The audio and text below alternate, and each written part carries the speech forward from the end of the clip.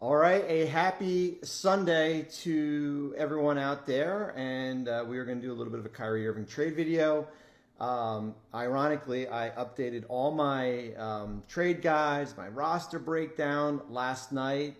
The pre-Kyrie Irving trade to Dallas is up on ESPN.com if you want to review it, and I will have to be making changes tonight, and we'll have a fresh batch out tomorrow, which is Monday here. I was actually going to tape a Irving trade primer that I was gonna put out as far as a video on Monday to kind of give you the lay of the land as far as where things stood. Now we are doing a Kyrie Irving trade to Dallas for Kyrie Irving and Markieff Morris to Dallas for Spencer Dinwiddie and Dorian Finney-Smith.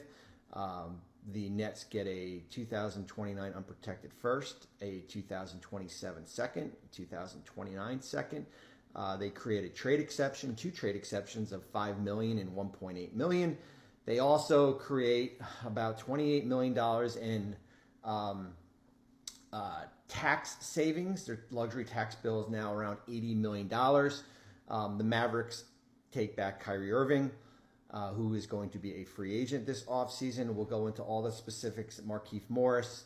Brooklyn had to send out a player because they had 15 players under contract. I think let's just start with the Irving since Friday, because everybody was linked to. He was linked to the Lakers. When you kind of take a deep breath and you look at the lay of the land, kind of where the Nets were. The two first-round picks that the Lakers had to offer, Russell Westbrook, whatever young players, did nothing for the Nets. That did not. Draft picks do not do anything for Brooklyn based on with Kevin Durant still on this roster. Now, you can make the argument, do draft picks with a third team, does that help get another player or two players that can help? Potentially, but that is complicated here. So I never bought into, and I know we talked about it at length on Friday just because the Lakers were the hot topic. But when you kind of take a deep breath and you look at it, I thought when you look at the four teams that mentioned, the Lakers were probably fourth on the list just based on what they had to offer in a deal. I thought the Clippers had a compelling argument based on some of their younger players, Terrence Mann, Luke Kennard. We don't know if Mann was actually involved in the conversation. Certainly Phoenix was interesting just based on all those expiring contracts and draft picks here. And then here was Dallas. I mentioned it in the trade guide. I would not have done Tim Hardaway Jr. I wouldn't have done Reggie Bullock. Maybe I would have thought about it. Christian Wood. I think certainly Spencer Dinwiddie, who's under contract for another season. Dorian Finney-Smith. A first.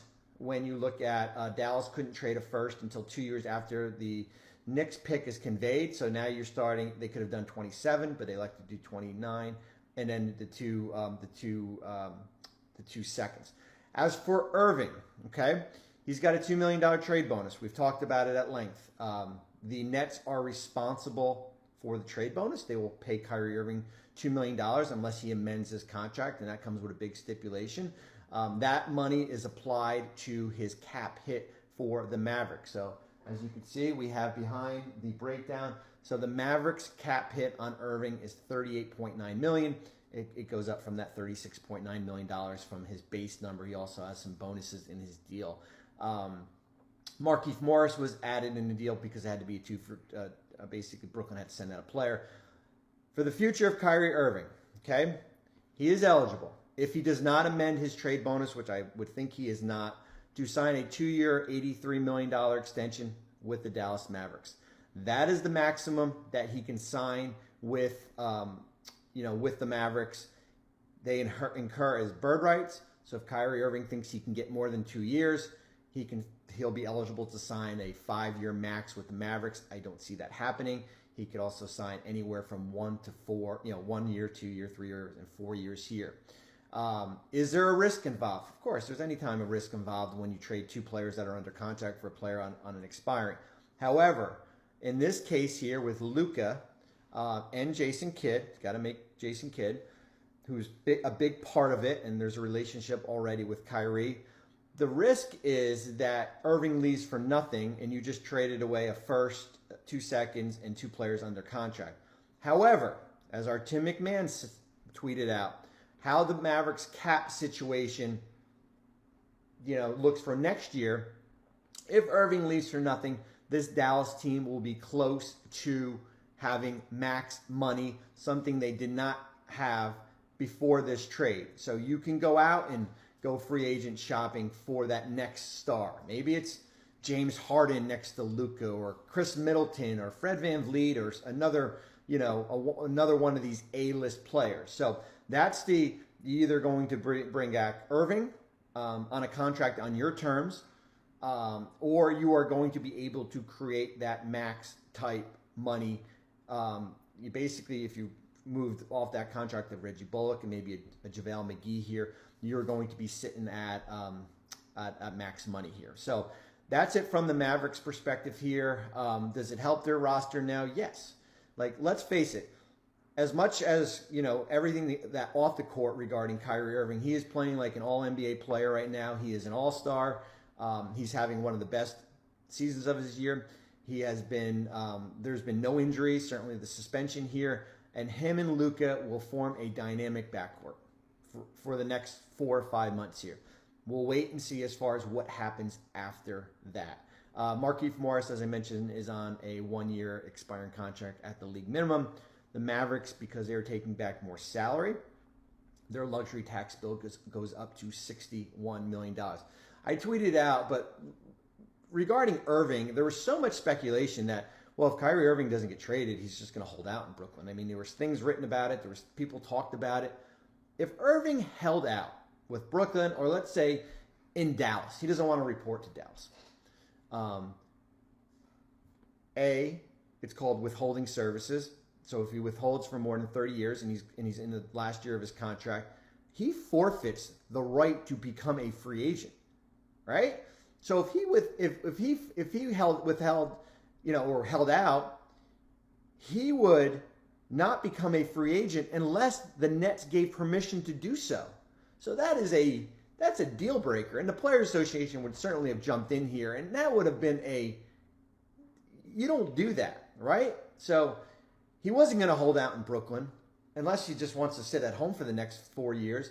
He's not going to hold out in Dallas unless he wants to sit out and sit at home for the next 4 years here. So we can end the speculation that Kyrie Irving is going to hold out. As far as from Brooklyn's perspective, it was paramount to get players back that were under contract. You get a draft. You get the draft picks, 3 assets here. You create a 2 trade exceptions, $5 million and $1.8 million. You create the luxury tax savings, right? You get Spencer Dinwiddie, who's having a borderline all-star type season and is under contract for another season, is not a free agent. He's extension eligible this upcoming offseason. You get a guy in Dorian Finney-Smith who's basically on a mid-level type exception, is 3-and-D, can make open shots, can defend here. You get 2 players that are under contract, and you can now maybe quiet down the Kevin Durant trade speculation that, Durant's not going to be happy if Kyrie Irving gets traded. If I'm Kevin Durant, and I say, we didn't, it's not like we got Russell Westbrook back. We got 2 players that can help us now and that are under contract for next season. It's not cap flexibility, okay? It's 2 players. You get a starting point guard, and you basically get a starting 3 or 4 or another guy that can come off your bench. It is a win-win for the Nets. They check off all the boxes, and I like it for Dallas too. Sometimes you got to take a little bit of a risk, and I think Kyrie Irving is he's worth the risk, but we'll wait and see as far as what the contract is going to be here. So that's my take on Dallas and Brooklyn. I've got a flight to catch because I am going to ESPN. I thought we were going to be doing Kyrie Irving up until Thursday for trade deadline week. I've got a pack. I haven't even done that yet. And that is the skinny on the Kyrie Irving, Spencer Dinwiddie trade, Dorian Finney-Smith from the Mavericks perspective. I like it, but of course there's risk as far as if you can re-sign him. If not, you have max money. From the Nets, 2 players that can help you now, try to keep you in that top 4, top 5 of the Eastern Conference. two players that are under contract for next year. Remember, the Nets were going to be over the salary cap if Irving walked. So you got him for, you got players that can help you right now. So that's my spiel on that. Hopefully everyone is having a good day, and we will talk.